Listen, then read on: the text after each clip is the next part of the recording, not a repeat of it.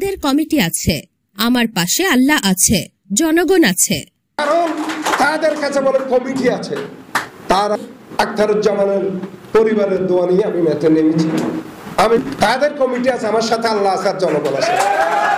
তিনি আরো বলেন, আনোয়ারার মানুষ চেয়েছে বলেই দীর্ঘদিন আমি মানুষের সেবা করার সুযোগ পেয়েছি। আমি নির্বাচন উপলক্ষে যেখানেই যাচ্ছি সেখানেই মানুষের ভালোবাসা পাচ্ছি। জনগণ আমাকে সাদরে গ্রহণ করছেন। আমি যখন ওখানে গাড়ি নিয়ে গেছি, এটা খবর হয়ে গেছে, আমি দেখেছি হাজার হাজার লোক চলে এসেছে।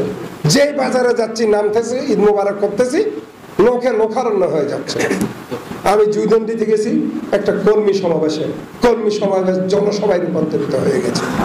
একই অবস্থা। তার মানে আমি বুঝতে পেরেছি আনোয়ারার জনগণের হৃদয়ে আমি একটা ছোট স্থান আমি গ্রহণ নিতে পেরেছি।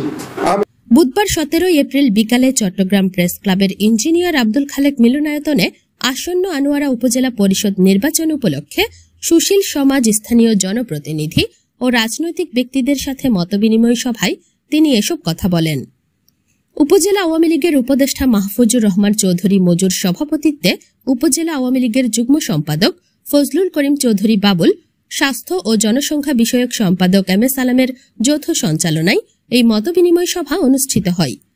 এতে বক্তব্য রাখেন চট্টগ্রাম দক্ষিণ জেলা আওয়ামী লীগের সদস্য এম এ মালেক, উপজেলা আওয়ামী লীগের সহসভাপতি মহিউদ্দিন আহমেদ চৌধুরী টিপু, আবু জাফর চৌধুরী, আওয়ামী লীগ নেতা মোহাম্মদ হোসেন আবু জাফর, সাবেক ইউপি চেয়ারম্যান ইয়াসিন হিরু, সাংস্কৃতিক সম্পাদক আজিজুল হক নসু, উপজেলা আওয়ামী লীগের সদস্য মোহাম্মদ লোকমান চৌধুরী, অ্যাডভোকেট আক্তার উদ্দিন, বরুমচড়া ইউনিয়ন পরিষদের চেয়ারম্যান বীর মুক্তিযোদ্ধা শামসুল ইসলাম চৌধুরী, বীর মুক্তিযোদ্ধা রাজা মিয়া, নজরুল ইসলাম বকুল, আওয়ামী লীগের সদস্য নজরুল আনসারী মুজিব, কেন্দ্রীয় যুবলীগের সদস্য মোনায়েম খান, উপজেলা আওয়ামী লীগের যুব ও ক্রীড়া সম্পাদক জাহিদুল রশিদ, রাশেদুল ইসলাম রাসেল, ইঞ্জিনিয়ার জাহেদ আফসার চৌধুরী, দক্ষিণ জেলা ছাত্রলীগ সাধারণ সম্পাদক আবু তাহের সহ এছাড়াও বক্তব্য রাখেন আওয়ামী লীগের অঙ্গ সংগঠনের নেতৃবৃন্দ।